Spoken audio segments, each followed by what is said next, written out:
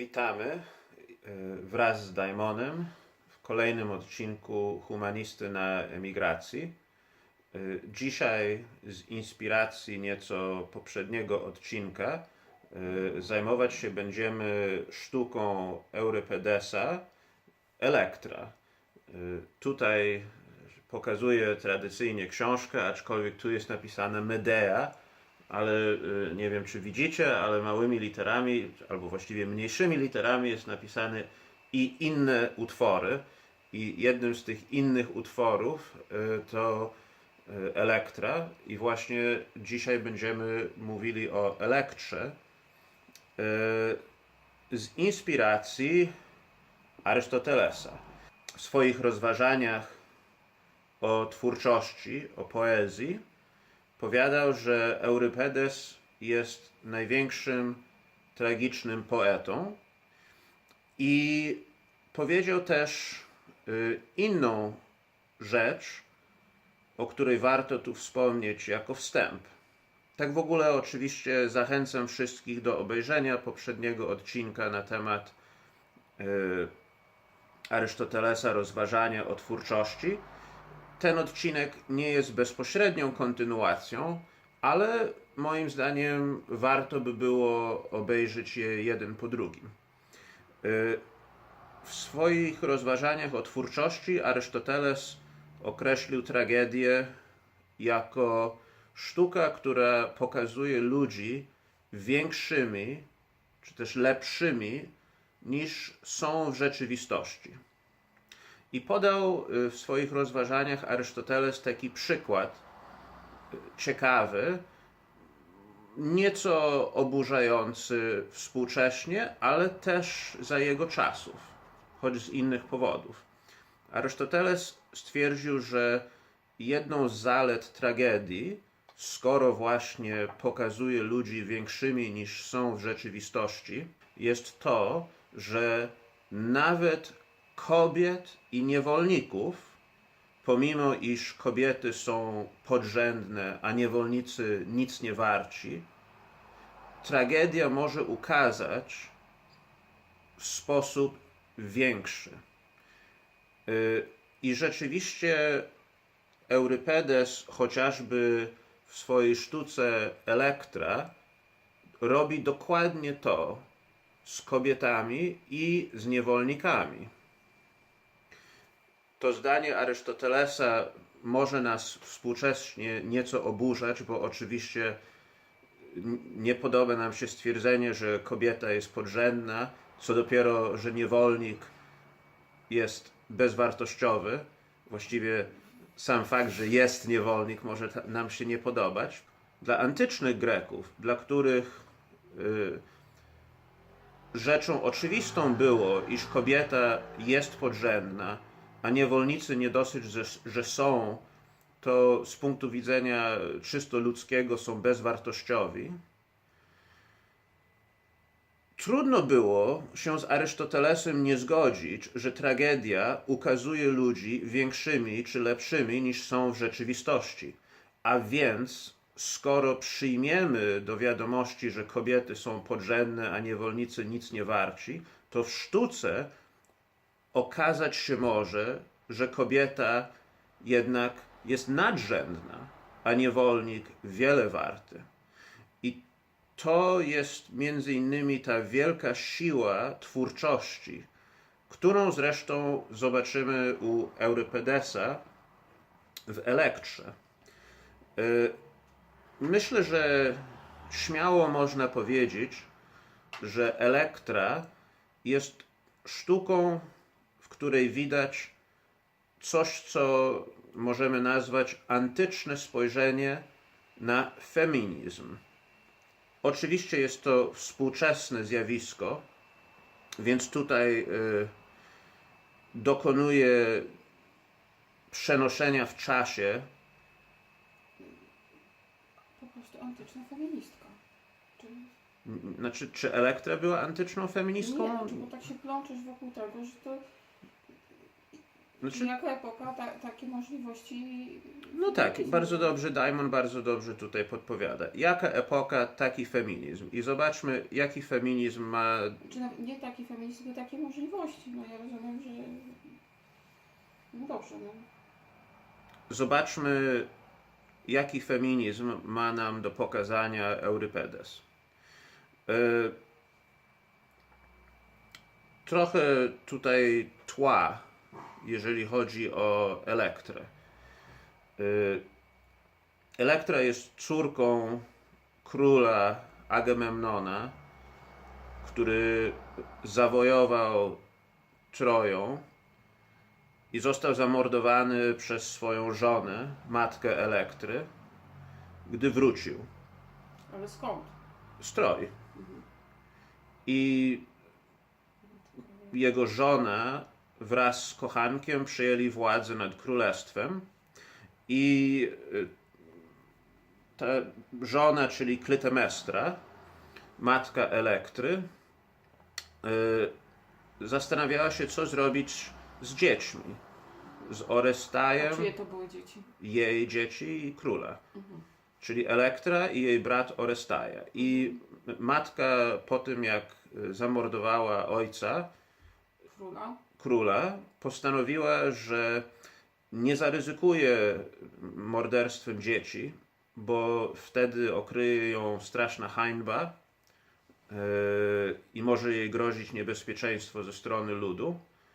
Więc Orestaje odsyła gdzieś daleko, i to jako niemowlę, jako właściwie małe dziecko, żeby dorastał z dala, nie wiedząc, kim jest i czym jest. A nikt, i tutaj pierwszy punkt a propos feminizmu, nikt się nie boi Elektry. Wszyscy się boją, że Orestes pomści ojca. Tak. Natomiast nikt się nie boi, że Elektra kogokolwiek pomści. Strach jest przy Elektrze inny. Mianowicie boją się, iż wyjdzie dobrze za mąż i spłodzi silne męskie dzieci, które przyjdą pomścić dziadka. Więc, ażeby nie dopuścić do tego, matka Elektry doprowadza do małżeństwa Elektry z biednym, prostym chłopem.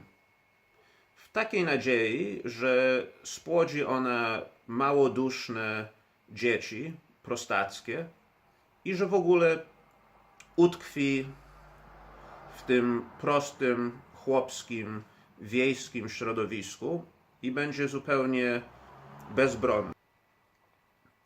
Tutaj Eurypedes wprowadza pierwszy bardzo ważny wątek w drodze do, nazwijmy to, antycznego feminizmu. Mianowicie mąż Elektry, ten prosty chłop, biedny i Eurypedes przedstawia go jako człowiek z najniższych możliwych warstw społecznych. Okazuje się, że ma olbrzymi szacunek dla szlachty i choć jest mężem Elektry, to decyduje, iż pozostanie ona dziewicą. Dlatego, że uważa siebie za niegodnego takiej kobiety. I co więcej, zabrania Elektrze zajmowania się domem, dlatego że w jego mniemaniu szlachetnej kobiecie nie wypada brudzić ręce codzienną robotą gospodyni wiejskiej. Elektra nie godzi się na to drugie. Z wielkim uporem gotuje mu obiady i sprząta wspólne gospodarstwo domowe i zajmuje się tym gospodarstwem, mimo że on ciągle prosi ją, by tego nie robiła. I tutaj Eurypedes przekazuje widowni taką myśl za pośrednictwem postaci w sztuce, że oto ten chłop okazał się być prawdziwym szlachcicem, co według Eurypedesa jest świadectwem, że oczywiście bogactwo na pewno nie decyduje o tym, że ktoś jest szlachetny, ale, i tu bardzo ważne ale, zaznacza Eurypedes, bieda też nie. Biedę Eurypedes wręcz nazywa szkołą dla kryminalistów, bo bieda to jest brak i jak ludziom czegoś brakuje, to są bardziej skłonni kraść. Eurypedes twierdzi, że o tym, czy ktoś jest szlachetny, czy nie, nie decyduje żadna reguła na podstawie pochodzenia, czy dobrego rodu, czy statusu ekonomicznego, czy społecznego. Eurypedes, i tutaj nie dziwię się, że Arystotelesowi to się tak strasznie podobało, bo Eurypedes twierdzi w swojej sztuce, że o tym, czy osoba jest szlachetna, naprawdę szlachetna, czy nie, decyduje towarzystwo, w jakim się obraca oraz jego czyny. Właściwie nawet nie decyduje, ile pokazuje. Czyli po prostu szlachetną osobę poznajemy po czynach i po przyjacielach. I rzeczywiście ten chłop, który w całej sztuce nigdy nie ma imienia, znaczy tam Eurypedes w którymś momencie określa ten chłop sam siebie określa jako jestem jednym z wielu. Pochodzę z wielości. W antycznym, w języku starogreckim demos, czyli chłop mówi o sobie jestem człowiekiem demokratycznym. Czyli mamy tutaj obraz szlachetnego człowieka demokratycznego, szlachetnego człowieka ludu. I postacie Eurypedesa twierdzą, że skoro żaden z tych czynników, których tradycyjnie uważamy za przesłankę cnoty i szlachetności, jednak nią nie jest, lecz poznajemy osobę szlachetną na podstawie czynów i towarzystwa, w jakim jest, to co to oznacza na temat Elektry? To otwiera drogę, ażeby tę kobietę, którą w społeczeństwie antycznej Grecji traktowano albo zakładano, że pełni ona podrzędną funkcję i że jest nieracjonalna i ma pewne przesłania czy powinności, to Eurypedes, dając swoim widzom szlachetnego chłopa i tłumacząc w sposób logiczny, skąd on się wziął, sprawia, że widzowie, czyli mężczyźni, nie będą w stanie nie godzić się z tym, że skoro taki prosty chłop może być większym szlachcicem, w sensie taką naturalną arystokracją, to tym bardziej kobieta może być. I tu należy oczywiście też wspomnieć a propos tej naturalnej arystokracji, bo to mówiliśmy o tym trochę w odcinku nawet o Schopenhauerze. Takie pojęcie to zachwyca nas, bo oznacza, że nie ma bariery, jeżeli chodzi o dostęp do cnoty i szlachetności. Ale uwaga, jeżeli godzimy się z istnieniem naturalnej arystokracji, to logiczne jest, że musimy się godzić z istnieniem naturalnego niewolnictwa. To znaczy, tak jak może być człowiek, który czynami okazuje się szlachetny, to może być człowiek, który czynami okazuje, że ma duszę niewolnika. I to nawet Eurypedes później w sztuce pokazuje, kiedy jest taka scena, kiedy Orestes, spiskujący przeciwko kochankowi matki, martwi się, czy jego niewolnicy, którzy go chronią, czy jeżeli Orestes go zabije, to czy ci niewolnicy nie zabiją jego. Na co przyjaciel zapewnia Orestesa, nie martw się, niewolnicy mają to do siebie, że zawsze idą za zwycięzcę. I to rzeczywiście to jest ta dusza niewolnika, że oni nie mają ograniczeń, granic moralnych. Dusza naturalnie arystokratyczna, tak jak ten chłop, stawia sobie granice moralne. Są pewne rzeczy, których nie pozwoli sobie zrobić.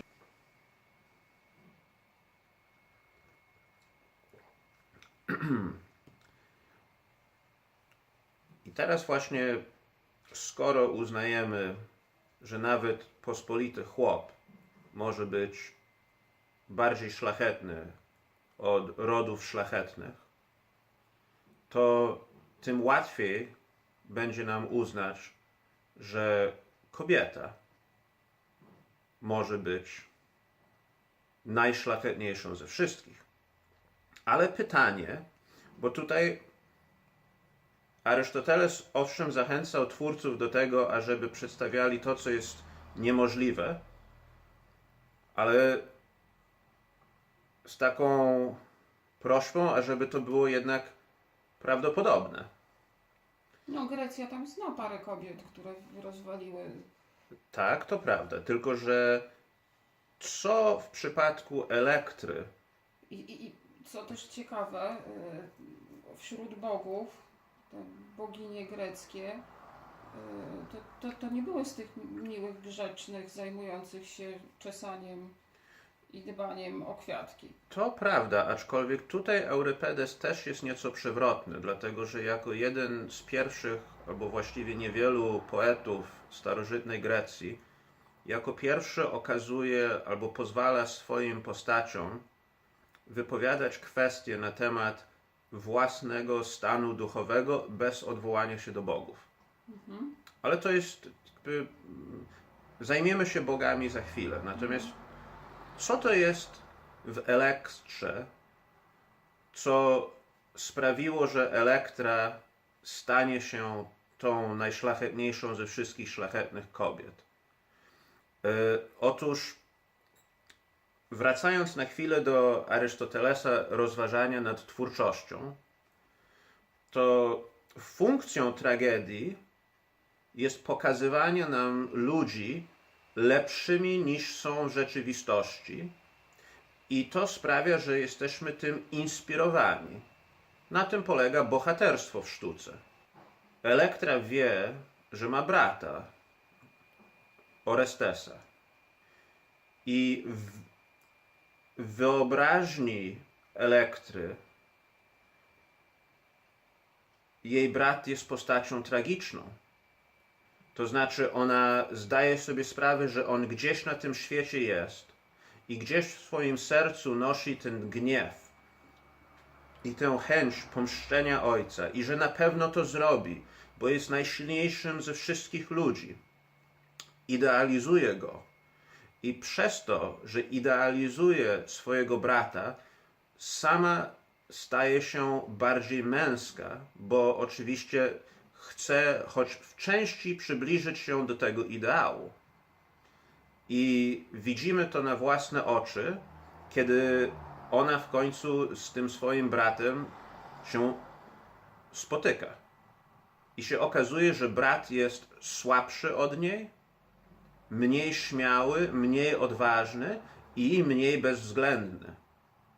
Czyli on w rzeczywistości jest, tak jak każdy człowiek w rzeczywistości, mniej tragiczny.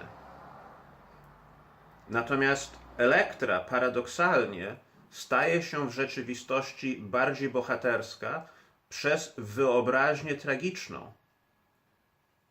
Więc jeżeli zadać pytanie o wyzwolenie kobiet, czy emancypacji kobiet, to moim zdaniem Eurypedes odpowiada, że wolna kobieta to jest kobieta, która ma wyobraźnię tragiczną o mężczyźnie.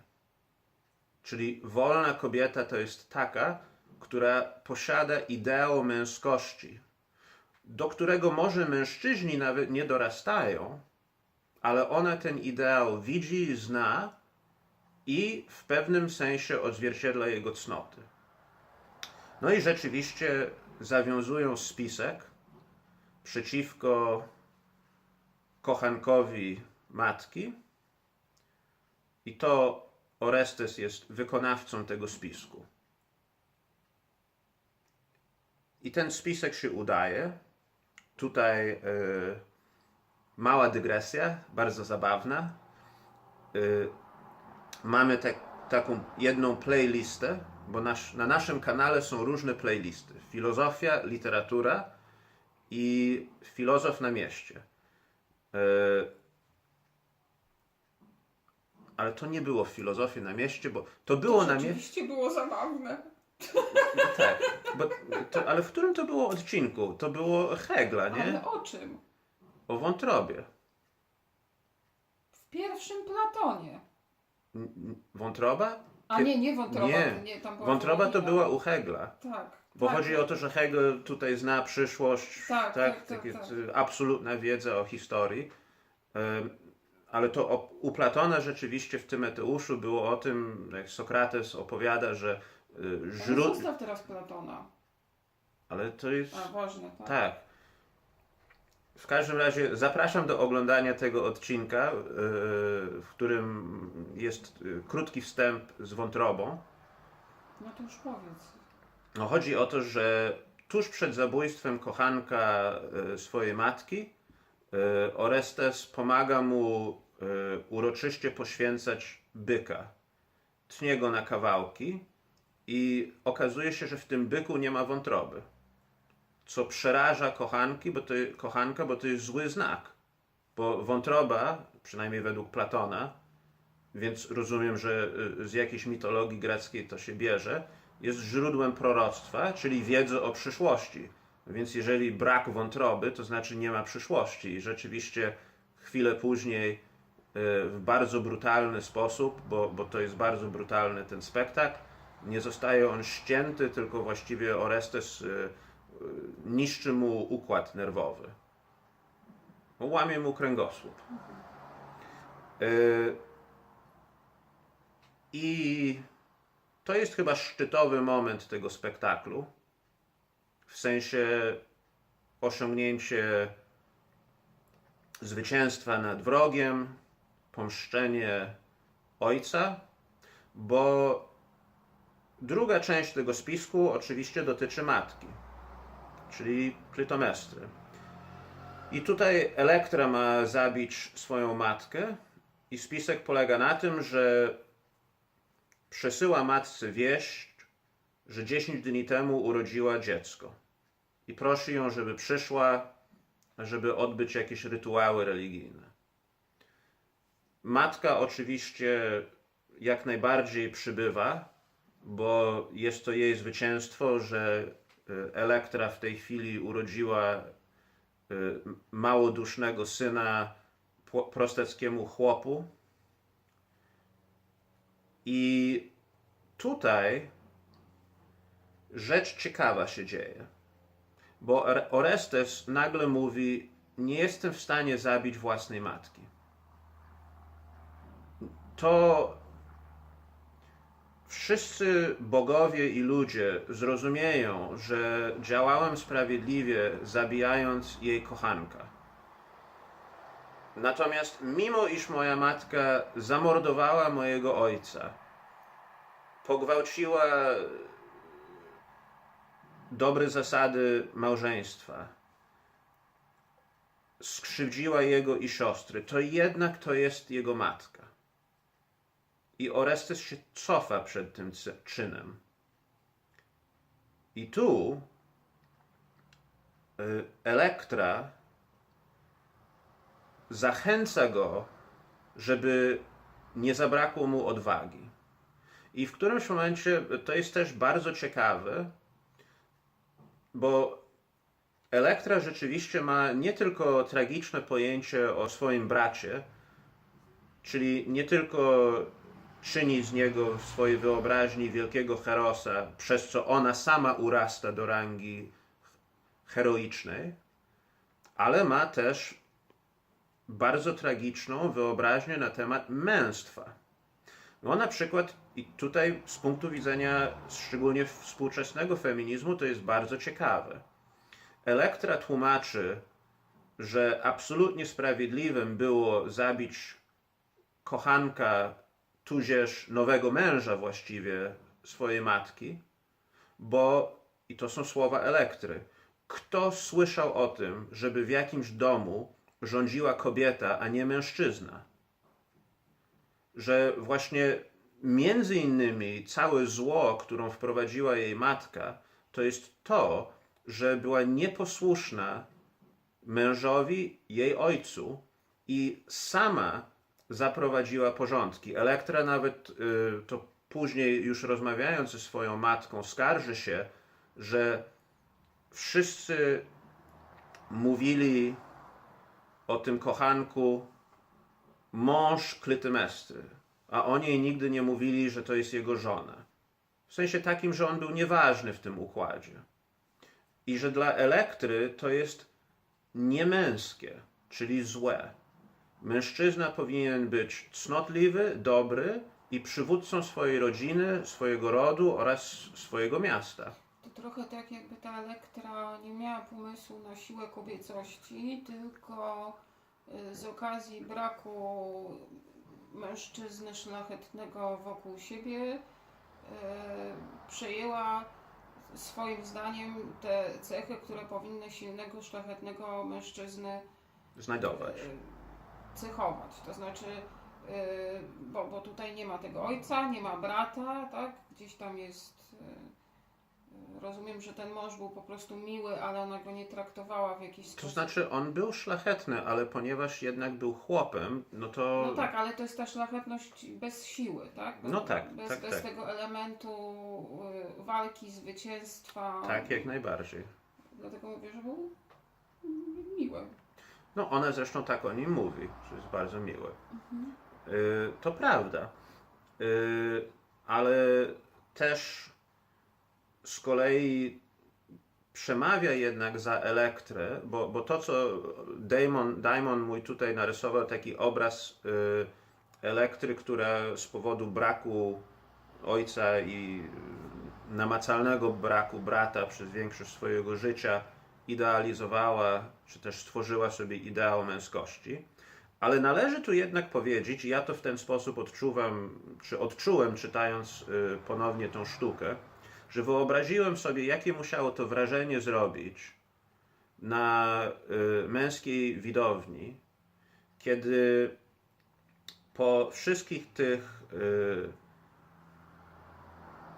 mało cnotliwych czynach różnych mężczyzn, w tym i w poprzednich spektaklach, bo to jest pewna powieść epicka, to znaczy Elektra to jest jedna część większej całości, że tu nagle jakby doszło do tego, że męskość tak upadła, że potrzeba kobiety, żeby pouczyć mężczyzn, na czym polega męskość.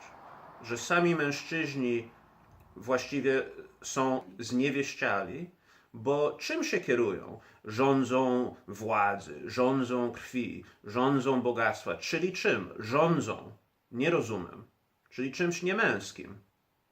I tu kobieta musi ich upominać, że to nie jest męskie. Tak? I to jest bardzo ciekawe, szczególnie jeżeli myślimy o tym, na czym polega rola wyzwolonej kobiety. I mówimy o tym, że na przykład wyzwolona kobieta kształtuje swoją własną rolę w społeczeństwie, to jaką rolę sobie ukształtowała Elektra?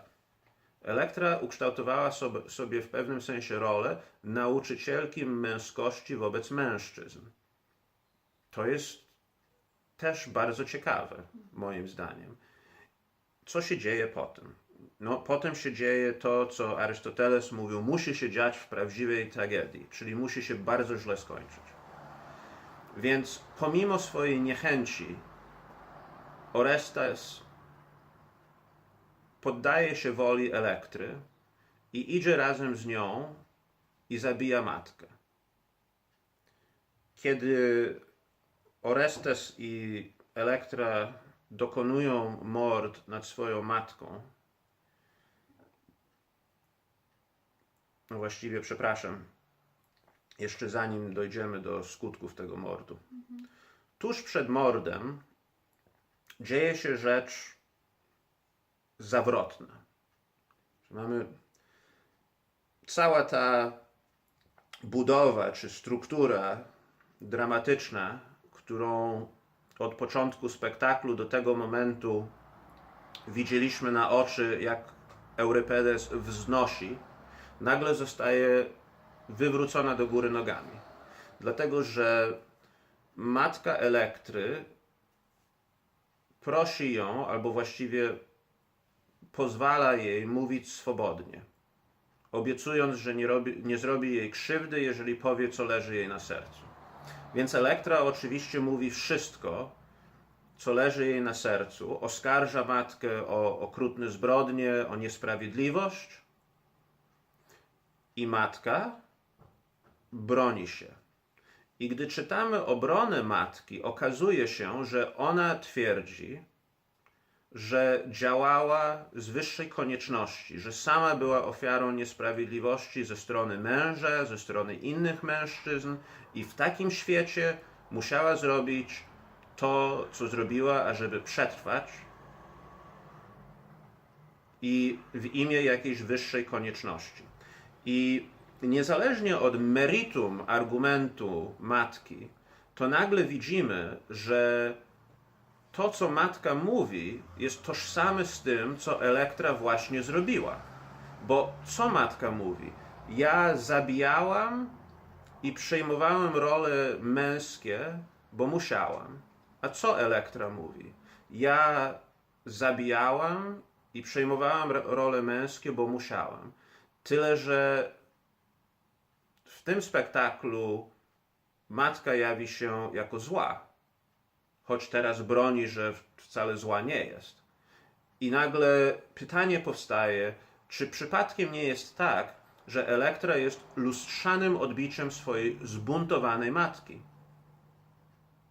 To jest bardzo niepokojące pytanie z punktu widzenia tej romantycznej wizji wyzwolonej kobiety, jaką pierwotnie malowaliśmy i jaką pierwotnie nam namalował Eurypedes. Że przez moment się okazuje, że tutaj wszystkie argumenty matki zdają się nam słabe. To znaczy słabe w tym sensie, że może i w nich leży jakaś treść, jakieś prawdziwe uzasadnienie. Ale czy uzasadnienie dla morderstwa? No chyba nie. Ale chwilę wcześniej byliśmy gotowi biec na barykady za Elektrą i wybaczyć jej każdą rzecz, bo działała w słusznej sprawie. To jest oczywiście szerszy wątek w tych spektaklach Eurypedesa, mianowicie czy dążenie do sprawiedliwości nie prowadzi do tragicznego cyklu wiecznego morderstwa i wojny. Ale Czy dążenie do sprawiedliwości w taki sposób? w taki sposób. Znaczy, to właśnie samo wymierzanie sprawiedliwości. Tak, i to jest właściwie tradycyjny wątek tych spektakli, którym się nie zajmuję tutaj, bo skupiam się na ten wątek kobiety. Ale jakby mamy świadomość, że ten wątek istnieje i wiadomo, że Eurypedes na koniec całego cyklu spektakli rozwiązuje ten wątek w taki sposób, że Grecy wymyślają coś, co mamy do dzisiaj, czy też bogowie przychodzą im z pomocą i wymyślają im niezawisły sąd. I że należy po prostu wnieść sprawy do sądu. Ale tym się tutaj nie zajmujemy, bo dla nas ważna jest ta kwestia właśnie antycznego feminizmu. Po zabójstwie, bo ostatecznie mimo argumentów, mimo debaty, to Elektra i Orestus zabijają swoją matkę. I natychmiast po zabójstwie, Elektra odczuwa głębokie poczucie winy. Przychodzą bogowie, z którymi ona rozmawia i rozmowa mniej więcej sprowadza się do tego, że ona działała w takim bezmyślnie kobiecym kluczu namiętności. W pewnym sensie wolno jej, bo jest kobietą, ale to, co Eurypedes tutaj pokazuje, to jest takie, z jednej strony w tym spektaklu on pokazuje, że rzeczywiście szlachetna, samodzielna, wyzwolona, świadomie działająca kobieta jest jak najbardziej możliwa i pożądalna. W sensie powinny takie być, bo kto patrzy na Elektrę i myśli sobie, o nie, nie chciałbym, żeby kobiety takie były, wolę, żeby były nudne i nikt, tak? Więc tutaj rzeczywiście Eurypedes rysuje nam taki obraz wielkiej, wielkodusznej kobiety, ale na koniec jest to ostrzeżenie. Nigdy kobieta nie ucieknie przed tym, że jednak jest kobietą. Nie przełamie pewnych barier i tak jak mężczyzna, który stara się, bo Orestes już przed morderstwem okazał się na tyle rozumny, że wiedział, że jak... Ale rozumny czy tchórzliwy? Bardzo dobre pytanie. To są takie kwestie, gdzie... No bo ja trochę, to znaczy w ogóle nie odnajduję w Elektrze takich cech feministycznych, powiedzmy. Raczej kobietę, która dorastała w poczuciu krzywdy i się postanowiła zemścić i się zachowuje jak klon własnej matki, dążąc do celu, bo ona chce, mogłaby sobie żyć z tym chłopem. Znaczy, po co jej to królestwo i ta cała reszta, tak? Znaczy, miała dobre, spokojne życie, no ale rozumiem, miał też uzasadnione prawa, żeby tam się mścić po ojcu. Ten jej brat, który żyje sobie gdzieś poza tym wszystkim i pewnie by sobie tak żył, gdyby nie miał siostry taką, jaką ma, która go gdzieś tam mobilizowała i podkręciła w to wszystko. W ogóle tutaj nie widzę nic szlachetnego. W jej czynach, czy... Tak, znaczy w ogóle w niczyich. Znaczy to jest po prostu pętla, taka klasyczna komedia, klasyczna tragedia antyczna, gdzie nic nie jest dobrze, wszystko jest źle, z tym tragicznym zakończeniem, bo z tego się nie da wyjść, tak? No bo już jak matka zamorduje ojca i przegna swoje dzieci, to już wiadomo, w kontekście antycznym nic dobrego z tego nie będzie, bo teraz dzieci się mszczą na matce. Jeżeli oni tej swojej matki nie zgładzą, no to jest domniemanie bardzo uzasadnione, że ona zgładzi ich, więc ktoś kogoś musi tu zabić. Albo dzieci matkę, albo matka musi zabić dzieci, żeby nie żyć w strachu. I z tego nic dobrego nie wychodzi. To jest właśnie takie zapętlenie tego dramatu antycznego, tak? Że tak. To znaczy Orestes... Z jednego zła idzie kolejne zło. Ja rozumiem, że tu są różne przemiany tych bohaterów, że jest pokazane, jak konkretni ludzie bez względu właśnie na urodzenie mogą się zachowywać. Natomiast to wszystko jest dalekie od szlachetności, a przede wszystkim dalekie od wolności. Elektra jest skupiona na tym, żeby pomścić ojca.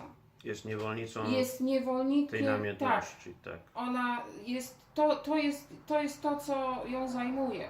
Ona nie ma swojego życia, ona nie jest zajęta sobą, swoją sytuacją. Nie, ona po prostu musi pomścić ojca i to ją dręczy, to ją mobilizuje, to ją determinuje, to po prostu ją w całości absolutnie pochłania.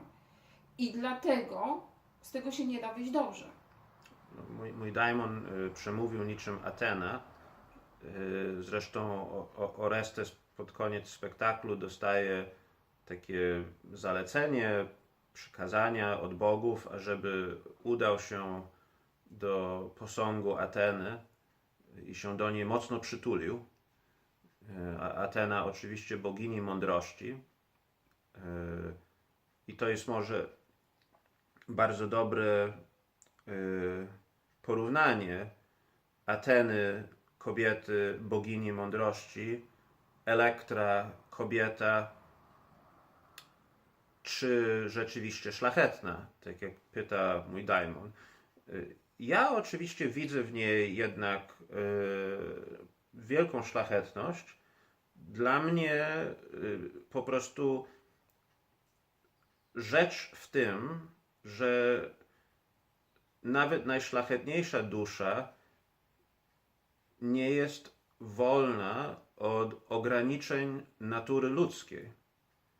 I w tym pędzie do, nazwijmy to, samodzielnego decydowania o swoim losie, Elektra zdała się zapomnieć o tym, że choć może przełamać bariery konwencjonalne, to nigdy nie przełamie bariery natury. Ani kobieta je nie przełamie, ani mężczyzna. I to jest, powiedziałbym, tragedią feminizmu w wydaniu antycznym. Zatem widzom pozostawiam jako pytanie otwarte wniosek dotyczący tragicznego feminizmu antycznej Grecji, jaką przedstawia nam Eurypedes za pośrednictwem Elektry. Bardzo dziękujemy. Cieszymy się, że oglądacie. Zapraszamy do subskrybowania. Dziękujemy, pozdrawiamy wszystkich subskryberów i zachęcamy też do komentowania i do zobaczenia w następnym odcinku Humanisty na emigracji. Już spiskujący przeciwko kochanka matki Orestaja, czy Orestiusza, jak to się po polsku mówi? Nie wiem w ogóle. Orestus w takim razie. No dobrze, bo Orestaja to jest tytuł chyba wszystkich dzieł dotyczących tej kwestii, a Orestus to jest nazwa człowieka po polsku. Skobieciały, bo kierują... Skobieciali. Zniewieściali. Tu zostaw ten wątek. Nie, ale chodzi o to, że Eurypedes, jestem skłonny wyobrazić sobie, że wbrew obyczaju greckiego, Nie, bo to nie sprawdziłeś tego. Trzeba było no nie to- sprawdziłem, ale wyobrażam sobie, Ale to trzeba było doczytać. no ale to nie można, znaczy gdzie doczytać? W Przecież historii teatrologii. Czy robił takie wyłony? Zostaw to. No dobra, gadaj dalej. Nie. ale to tak pięknie się zastawiło. Nie, nie, nie, nie, nie, nie, nie, nie, nie, nie. To inaczej muszę zakończyć? Tak.